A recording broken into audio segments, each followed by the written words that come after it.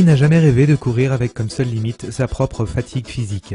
Hélas, la machine humaine est capricieuse et un simple grain de sable peut transformer une sortie en forêt en parcours du combattant. Donc on assiste depuis quelques années à une augmentation assez importante de la pratique de la course à pied comme sport régulier pour un certain nombre de personnes.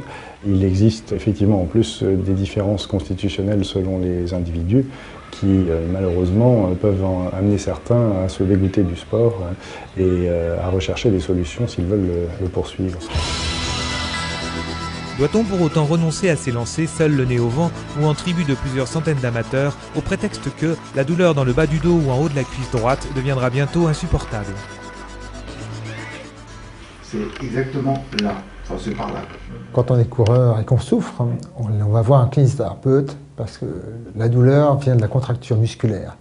Cette contracture va entraîner un phénomène inflammatoire qui lui-même va entraîner un phénomène de douleur. Ce triptyque, il va falloir le briser. Le kinésithérapeute va utiliser des techniques telles que le massage décontracturant, les ultrasons, la glace, pour y parvenir. Mais ne croyez pas que les pathologies chroniques soient réservées uniquement aux joggeurs occasionnels.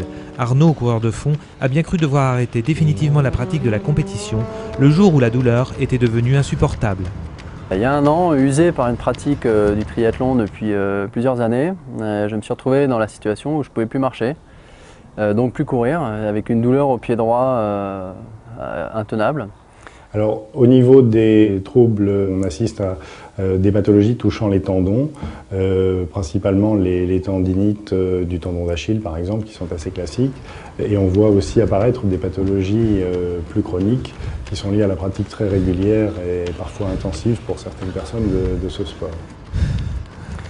Donc j'ai erré chez plusieurs kinés qui m'ont traité ponctuellement, puis qui m'ont orienté sur des médecins du sport, qui eux m'ont diagnostiqué une opération probable, ou quasi certaine, du pied droit qui occasionnerait un arrêt à peu près de 24 mois. Ensuite, ils m'ont conseillé d'aller voir un podologue pour éventuellement traiter ponctuellement la douleur en attendant l'opération. Ce que j'ai fait. Pour mettre en évidence les troubles statiques majeurs lors de la pratique de la course à pied, nous avons différents outils. Le premier et le plus évident, le tapis de course, qui permet d'avoir une analyse dynamique de la course, et la plateforme d'analyse électronique, qui est une plateforme qui permet d'analyser les pressions plantaires et qui permet également de mettre en évidence certains troubles statiques majeurs qui sont souvent responsables de blessures ou de gênes lors de la pratique de la course à pied.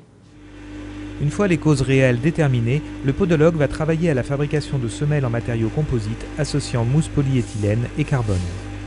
Il s'agit d'une paire de semelles spécifiquement adaptées à la pratique de la course à pied, souvent des semelles qui sont réalisées d'après un moulage. Cette semelle comportera différentes cales qui vont permettre de remettre le squelette osseux dans l'axe lors de la pratique de la course à pied et soulager ainsi les groupes tendineux et musculaires qui sont mis en souffrance par des défauts statiques majeurs. Pour Arnaud, ces défauts statiques étaient dus à un pied droit trop creux qui le faisait souffrir d'une inflammation articulaire dès les premiers kilomètres. Une analyse dynamique rendue possible grâce à l'utilisation de nouveaux appareils a permis de mesurer en temps réel les points de pression exercés pendant la course, permettant ainsi de mieux préparer la semelle idéale. On a fait à peu près 4 paires de semelles différentes pour aboutir à un compromis intéressant entre rigidité, amorti et suppression totale de la douleur. J'ai retrouvé un état tout à fait satisfaisant du pied puisque je reviens d'un raid en Australie avec environ 800 km en autonomie et dont des grosses portions de course à pied, notamment des 90 km. Donc je pense que le contrat est tout à fait rempli et en tout cas la douleur a totalement disparu.